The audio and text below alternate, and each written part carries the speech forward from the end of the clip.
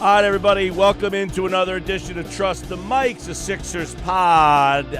I am your host, Mike Gill, along with Michael Kasky-Blomain. Of course, the Sixers coming off their worst loss of the season last night. We're going to dive into that and more. The trade deadline next week. Let's get into it all. Of course, Michael Kasky-Blomain is back for another edition of Trust the Mics. What's going on, MKB? What's up, Mike? How you doing? Well, that was ugly yesterday, man. I got the day off because we carry the Sixers games on the radio. I gave more of an effort. I wasn't even working yesterday. Yeah, I'll tell you what. The Sixers are lucky that game was not in Philly, Mike, because the booze would have been raining down in that one. I saw at one point during the game, MKB, you posted that that was a fireable offense for the coach. I mean, was that like a irrational I'm watching this game take, or should we talk about this a little deeper? Yeah, I mean, we can definitely talk about it. Obviously, that was a little bit in jest. I don't think any individual game is a fireable offense in the NBA. Over the course of 82, you have some stinkers. But as you know, I thought it would have been justified if the Sixers moved on from Nick Nurse after last season. Not surprised that they didn't. He got the benefit of the doubt from all the injuries and the tough lineup situation last year.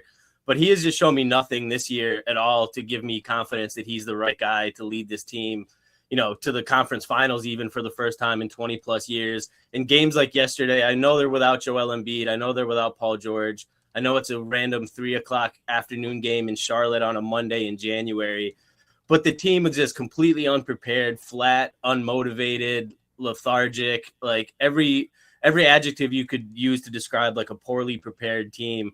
That was the Sixers yesterday, Mike. And it's been an issue all year, whether it's coming out of halftime flat in the third quarter, whether it's playing down to opponents that you should be able to beat handily. Like, it's been a consistent issue under Nick Nurse. So obviously I didn't think yesterday just itself was a fireable offense, but Nick Nurse's tenure here in totality is not moving me in a positive direction, Mike. So, I liked Nurse in Toronto, and when he got hired here, I think a lot of people liked the move. This guy was a championship coach in Toronto with not like the greatest roster. Like, you had an epic Kawhi Leonard season, but it wasn't like, wow, Pascal Siakam and Kyle Lowry. Like, they had like some good, like, not all-star players, but like a notch below all-stars.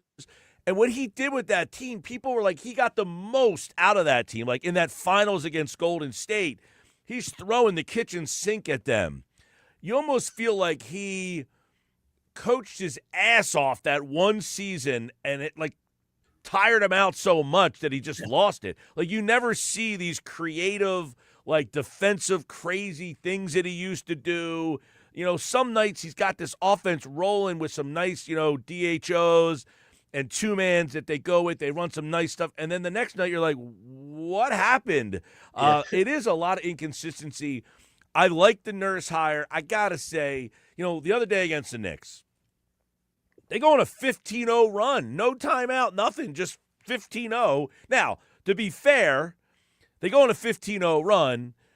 The Sixers then answer with a 5-0 run. Brown calls timeout right away, and the Sixers proceeded to go on a 7-0 run after that. So they called the timeout with the 5-0. The Sixers go down 15-0 and don't call the timeout. They end up getting back in the game. So however you want to look at it. But there are times where Nurse just seems like he's asleep at the wheel with this team, and he's almost like, I don't have my guys tonight, whatever.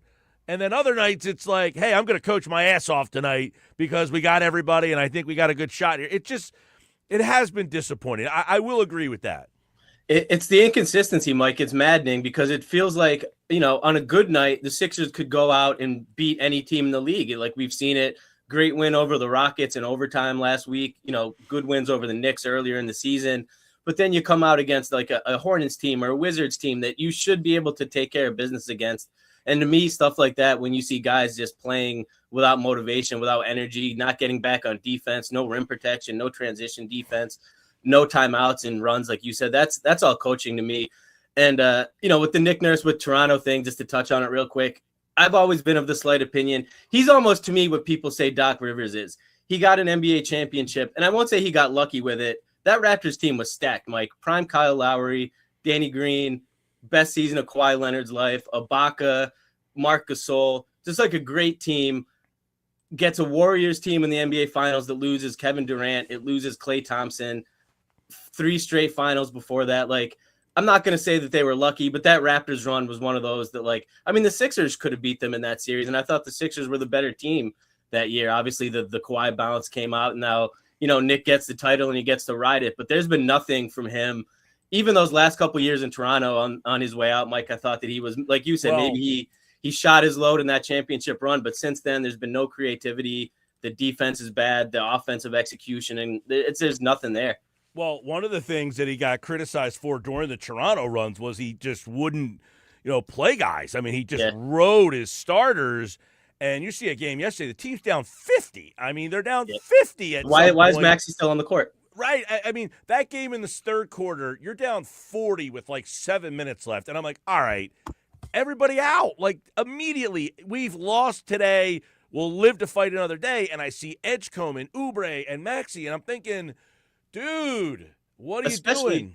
Especially when it's the first night of a back-to-back. Like, that should have been the case anyway. But then you're back playing tonight, and you're riding Maxey in the third quarter when you're down by 40. Like, that was, like, to me, I'm sitting there like, why are these guys still out here? We're going to talk about McCain a little bit later, but that's my chance to say, let me give McCain a little burn here. Maybe I can jumpstart here. And I think they maybe did that, but finally, a little too late. Like, I think they should have said, look, just get out there and play, dude. Yeah. But the other day, they played back-to-back. It was, when was that? They played it Pacers Suns, I guess. They played a back-to-back on the one, and you have a situation where, what's it called? Maxey played 40 minutes on the back-to-back 2 nights in a row, and it's like, dude, like, you can't – and it's starting to look like – was it that one or was it the game – man, they played a back-to-back. Was it that game, the Pacers Suns, where they played the back-to-back? And you're like, they played back-to-back. He played 40 minutes in both games. But you're starting to see him wear a little bit. I think you are. 100%. Like yesterday, he looked like he was cooked. 100%, Mike. That was the one thing I've noticed, not even just yesterday, but over the past couple weeks. Like, there's the rookie wall that you see players hit. And to me, it looks like Tyrese Maxey is hitting a wall just from all the use and all the offensive burden that's been on his shoulders. Obviously, Joel being back and looking a lot better recently has helped. But this whole season, Tyrese Maxey's been asked to basically carry the Sixers offense on his back and to log, more minutes than I think you'd have to look. I saw a thing on Twitter that said he's playing the most minutes per game since like Kobe Bryant in like 2011 or something like that on the Lakers. Like, the minutes that Maxey's clocking this season is crazy, and it's bound to happen. I mean, we're lucky that it's not an injury issue we're talking about, Mike, with all this use, but at the stretch of games, like when he's playing 40 minutes and then you're asking him in these crunch time games to carry the offense, I think you're seeing it kind of catch up to him. And last night was a perfect example. He didn't have legs, like the shots weren't falling. He was playing out of control and like out of pace. And it just looks like, you got to find time to get him a rest, especially if you want to make a playoff run and rely on him to be the guy. Like, he needs a little bit of rest. Absolutely. And we're going to get into some of the options here because obviously he's an All-Star. He's going to play in the All-Star game, so he's not going to get that rest over the All-Star break, although I don't even know what the All-Star game is, to be honest with you. I have no idea they're doing. No, what they have is it like the World or what are they doing? It's some sort of a world round robin tournament where I think there's 3 teams, 2 American based and 1 foreign based, and they play in some sort of a round robin tournament. It's obviously the first year that they're doing this, so it's going to be one of those things where we kind of figure it out as we go. But that's kind of the gist that I picked up from what it's going to be. By the way, the one day too, you had the Sixers. Maxey played 40 against the Pacers on the Monday night. And then they played the Suns on the back-to-back. That was a game that they lost 116-110. And in that game, Maxey played 43 minutes. So back-to-back nights, he's playing 40-plus minutes on the 2 days back-to-back. And then they go and play the Rockets in that game, which ends up going to overtime. By the way, Embiid played 46 minutes in that game. Maxey played 43. So in 3 games in a row, he's playing over 40 minutes in those games. So I don't think he can keep this pace up. But some of the things, that was the worst loss of the season. And listen, they happen. Everybody has a game where you lose by 40, 50 points. That was terrible. Tonight, we'll see how they bounce back. No, I try not to judge the team all that much when it's a non-Embiid, especially a non-Embiid and George game, because those games, it's like, yeah, you're not going to win that game. That's the way it used to be. Now, they were playing better without Embiid, but recently, Embiid's off the floor. I mean, Bona was a minus 15 in 7 minutes the other night. I mean, that's impossible almost to do. I don't understand why they just do not play Drummond at all in the nights Embiid plays. It not only that, Mike. I'm sure you've seen. I think it was our buddy Keith Pompey from the Inquirer. They're entertaining trade offers for Andre Drummond to me, which just makes literally zero sense. This is a team that can't rebound, and he is far and away like the only good rebounder, your best rebounder on a team. And to your point, like I like Bona. I'm a big Bona guy. I think you are too. He's shown a lot of flashes, but to me, he's not demonstrated that he could be your reliable, like every night backup center. And especially, I mean, Joel's been available recently, which has been great, obviously, but there's going to be games he misses down the stretch of the season. There could be every playoff series, it seems he ends up missing a game or two. And if you trade Drummond, you're telling me you're going into a game with Bona as your only legitimate center. I don't feel good about that, Mike. Like it doesn't make sense. And to touch on something, what's the messaging though, that they're trying to shed money? Well, right. That's the thing. If that's the thing that's frustrating too, Mike. If there was a deal where you could say, all right, we're going to move Andre Drummond and like a second round pick to make an upgrade for the roster for this team that we think would be a better fit and could play more than Drummond, sure. But that's not going to be out there. If you're talking about trading Drummond, to me, I read that as we're trying to duck the tax. And to me, like saving Josh Harris $5-6 million on the luxury tax should not be the priority for a Sixers team that's in the playoff conversation this year after a dreadful season last year. Like the fact that they've been able to bounce back so quickly, they should be doing everything they can to go all in on this team with Joel playing maybe the best we'll see him play again, Maxey playing at an all-star MVP level. Like ducking the tax, Mike, should not be a priority for the Sixers this trade deadline. Right. And, even yesterday in a horrible game, Drummond played 19 minutes and still grabbed 7 boards, 5 on the offensive side. So on a team that can't rebound a lick, I mean, the last week we did the pod 2 weeks ago. We were off last week. But we were trying to find any trade scenario where the Sixers could try to match up with someone that can rebound. And now you're saying the one guy that can grab a board, we're probably going to try to trade is crazy. After, I don't know if you caught this, the Sixer game was on Saturday, was on ABC. So you had the inside of the NBA guys, Barkley, Shaq, and Kenny, and Ernie. Barkley at halftime says, if the Sixers have this Joel Embiid, now he had 28 points at halftime, and he's like, if the Sixers have Joel Embiid, the Pistons ain't beating them. So I don't know that that's accurate or not, but point being, they're viewed as, if they're healthy, they're every bit as good as this wide-open Eastern Conference is.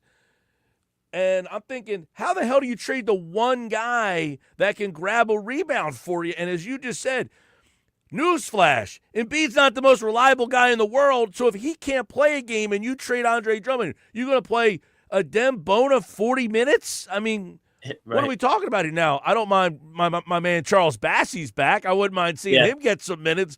A kid, now they sent him to Delaware, and that was like a roster thing. They had to bring him on to fill a spot because of this whole two-way stuff they got going on, which has got to be resolved, I guess, by tonight, right? Yeah, so Bassey coming on basically extends how many games they could play. There's weird like NBA rules. If you have guys on two-way contracts and you don't have a full 15 men on your roster, you're capped at 90 total games between your between your 3 guys on two-way contracts. If you have the 15, that 90 total cap kind of disappears. So by bringing Bassey in, it gets them. They can extend how long they play, Walker and Barlow before having to convert those deals into full standard NBA contracts, which ultimately, if they want those guys to be available in the playoffs, Mike, they have to convert those. Like Barlow will not be able to play for the Sixers in the playoffs unless that two-way deal is ultimately converted to a standard NBA contract. And they got to do that by a certain date to make sure that gets him in the playoffs. Jabari Walker as well is another one. I would imagine they're going to want both those guys, Barlow definitively, but Jabari Walker, who's been a DNP some nights, and then when George doesn't play, he seems so – I don't know that he's as important, but I would imagine they want both those guys. So they're going to have to figure out fill in a roster spot with Walker and Barlow, they're probably going to have to get rid of somebody here. 100%, Mike. My guess is that they do this Bassey thing. They do a 10-day, which will take the team through the trade deadline, which is next Thursday, the 5th. At that point, I'm assuming there will be some sort of move to free up a roster spot, whether that's Drummond, whether it's Eric Gordon, Justin, like something on the back end will be moved. And then ultimately, I think Barlow will be converted into that final roster spot. I'm not sure about Walker. They'll have to figure that out. But I think that's the plan with the Bassey 10-day signing, is to kind of take the roster past the trade deadline, because after the trade deadline, obviously they'll have a better idea of, who's going to be here for the final stretch and go from there. So we were playing with the trade machine the last time we did this. Did you come up with anything good, or I struggled, man. I could not really get anything to match. Unless, we touched on, Mike, unless you're talking about including Paul George's $51 million salary, there's nothing that you can do to move the needle for the Sixers team. I do expect there to be some sort of a move. I was looking it up. Daryl Morey is 5 for 5 on making a trade since he's been with the Sixers on the trade deadline. There's been something every single year since he's been in Philly. So I do expect there to be something, but there's just nothing that could substantially raise the ceiling of this team, Mike, unless you're talking about moving a huge salary like the Paul George deal. Even if you trade Andre Drummond at $5 million or Kelly Oubre at $8 million, Jared McCain at $4 million, none of these moves are going to bring something back that's going to substantially alter the makeup of this team this season. So it is what it is, Mike. Unless you're going to move Paul George, and there's been no rumblings from the team, no rumblings from reporting that's going to happen. They're just so limited in what they could do at this deadline. All right, I want to get into McCain and Grimes here and what you're seeing there. McCain played 23 minutes in the blowout and actually showed a little something. 4 of 8 from 3, 6 of 13 from the field, 16 points. Finally looked like something. Now, Grimes played 26 minutes. He had 14 points, 0 of 2 from 3. He is starting to look like he's hitting the wall a little bit. Do you see, Grimes, McCain here? Can McCain regain some confidence from Nurse and kind of take over some of those Grimes minutes, or are they just out on McCain? I can't say definitively, Mike, because things could change, but I would say right now they're probably about as far out on McCain as you can be. Yesterday, obviously was I think a positive that he was probably the only silver lining of that blowout was that he was able to get a bunch of those garbage time minutes and see some. I think he knocked down 4 threes in that game yesterday, 4 for 8, 16 points. Production wise, it was his best game. But man, Mike, early in that game when it was still a game and he checked in, he had you probably saw this, back-to-back wide open 3-pointers in the first quarter. He had a corner 3, airballed it right over the hoop. Same possession, they got an offensive rebound, kicked it back out to him on the wing, rushed it, clanked it. He just does not look like he's playing with any confidence, even as a spot-up shooter, Mike, which is the one thing earlier this season that you could at least say, hey, he can still do that. But the playmaking's not there. The defense isn't there. He's never been a rebounder. If the shooting isn't there, Mike, it's just really difficult for me to see a way that he could get more minutes for himself in this rotation. Nick Nurse just does not seem to be a priority to get him out there. Right, and he would be a guy that you're saying, listen, you got to get Maxey less minutes. Well, that's the thing. The question would be, do they want to get those less minutes by giving McCain more minutes? And it doesn't seem that they're ready to do that yet. And it almost seems like when he's out there, that his teammates don't trust him all that much either. It is starting to look like that, Mike, especially, with Maxey specifically. I think you see a couple times where McCain's open on the wing and he's calling for it and Maxey sees it and decides I'm taking this, I'm going one-on-one. And I think that's, if you don't trust yourself, Mike, it's going to be hard for your teammates to trust you. And unfortunately that, to me, from, a viewing perspective, that's kind of seems like where we're at with Jared McCain right now. His own confidence is low. And when that's the case, it's hard for the guys around you to have confidence in you. What would the messaging be if they ended up moving Oubre? It depends. It's almost the same conversation with Drummond. If you move Oubre strictly to move Oubre to get the money off the books, I think the messaging is terrible. If there's something in a way that you move him to bring something back that helps the team in this season, It depends, but if you're literally just, I mean, I think I'm a little bit higher on Kelly Oubre than some Sixers fans are. I see a lot of Sixers fans on, Twitter and social media not too happy with him, which is, he's not a perfect player by any means, but this is a guy that plays hard, gives you a good defensive effort. I thought in that Rockets overtime game, people didn't talk about this. He played really good defense on Kevin Durant, like down the stretch of that game. Barlow was guarding him early, but when we were talking like fourth quarter and overtime, it was Kelly Oubre who was sticking Durant and getting up in his grill, like making things difficult, doing small stuff like that. A guy that can give you 20 any night. Like he's valuable on this Sixers team to me, Mike, especially whether it's starting or off the bench. So if you just get rid of him for the sake of getting rid of him, messaging is terrible. If there's something that you could bring back, I mean, he has an $8 million salary. It's a little bit more than the Drummond thing. So maybe it opens up a couple more options if you throw in like him and Picks and Gordon or McCain. Like maybe there's something there, Mike. But again, like it's the same thing. If you're making a move solely to duck under the cap and duck under the tax, I'm not a fan of that at all. Well, and it almost seems like when they're at full strength, having Oubre complements them well. I was a little interested to see, like, they pretty much have gone to Oubre over Barlow now when they're at full strength. Barlow's kind of been bounced to the bench. And I think losing Oubre, could they be saying, hey, they're interchangeable? Because I think one thing that they have now that they haven't had in the past, you mentioned Oubre, is a guy who's a little longer that can defend shorter guards, like Brunson, guys like that, to give those guys a little bit of problem, like teams have done with Embiid. They've put smaller guys on Embiid, even though he can shoot over them, but that they just hound him. And Oubre, you mentioned with Kevin Durant, stuff like that. Barlow's another one of those guys where he's long and can kind of run around with some of these guys. So I don't know if the Sixers say, look, Oubre's expendable because we have a guy that can do some of those things. The problem is Oubre's a much better offensive player than Barlow is.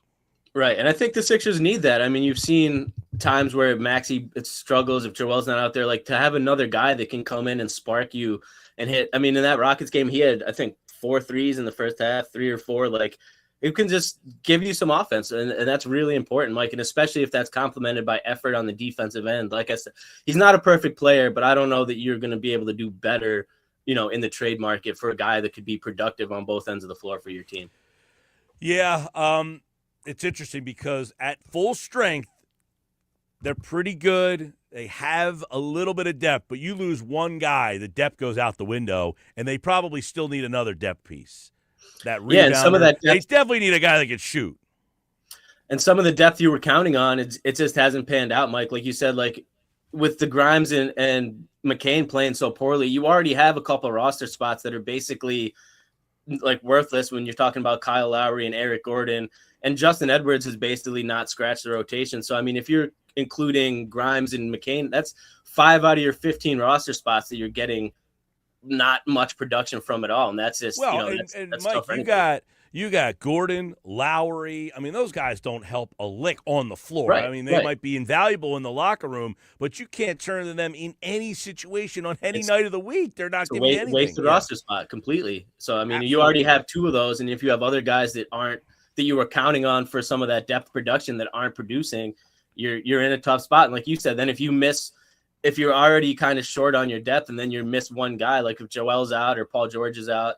Speaking of which, I think one thing they need to do is if you have a back-to-back like in the game yesterday, and then you have to rest George and Embiid, why not stagger them? Like, why rest Paul George and Joel Embiid both against Charlotte and then have them both available against Milwaukee as opposed to having one available against Charlotte and having one available against Milwaukee? That's something that I was thinking. I don't know that having either one of them yesterday would have helped, but I hear what you're saying. I mean, now you're like, thank God they're both playing tonight, because if you would have wasted one yesterday, look, Charlotte's been playing really good. When they have their starting 5 together, that team's tough, man. Yeah, no, for sure. I mean, they have Nick Nurse was talking about this on the radio, in the radio broadcast with Tom McGinnis. He was talking about the fact that, this is a team that is starting to hit in the draft. I mean, they're starting to nail guys like Miller, Ball, Knipple. Yeah, they've got those, Kalkbrenner's a nice little piece.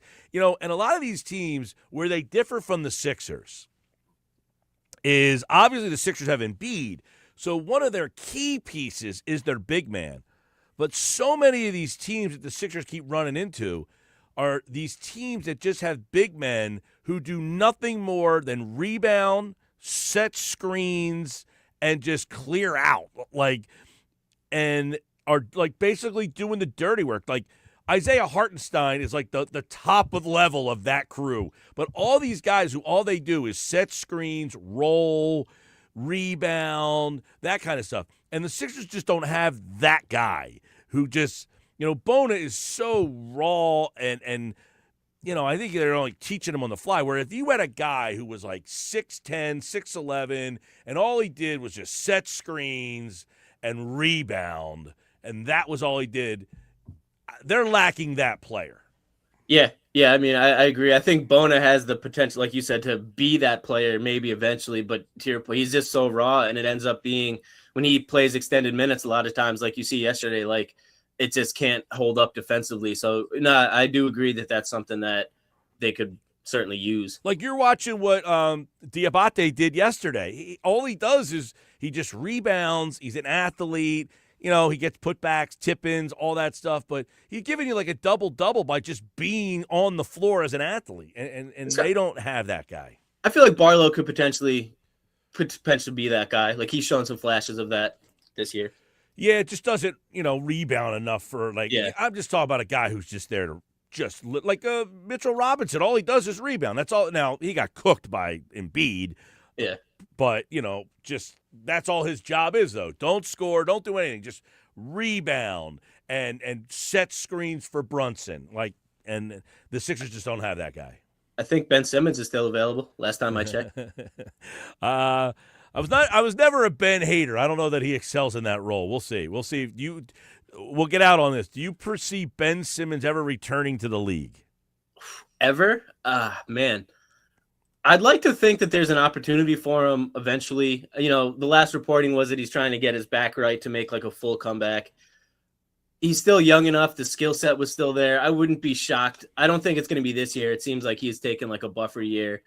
I wouldn't be shocked if he landed like a training camp deal next year if he was still interested and there was enough intrigue by a team to hope that maybe a portion of the player that he was when he was an all-star here could still be there. So I wouldn't count him out completely, but I don't think it'll happen this year, Mike. All right. Michael Caskey-Blomain, of course, Trust the Mics, a Sixers show. I have a lot of travel coming up here, so we're going to try to piece together our schedules. I'll be at the Super Bowl next week, trade deadline next week. So we'll try to pop something in before the trade deadline and get all that out for you here on Trust the Mics. Don't forget to subscribe on the YouTube channel, on Trust the Mics. You can follow on the X platform and more. But Sixers Bucks tonight, and then they have the Kings, and they have that West Coast trip coming up next week out in L.A. and Phoenix and Golden State. I'm going to be at the game in San Francisco against the Warriors, so looking forward to that. All right, MKB, good stuff, man. All right, Mike, good talking to you. All right, everybody, we'll talk to you next time right here on Trust the Mics.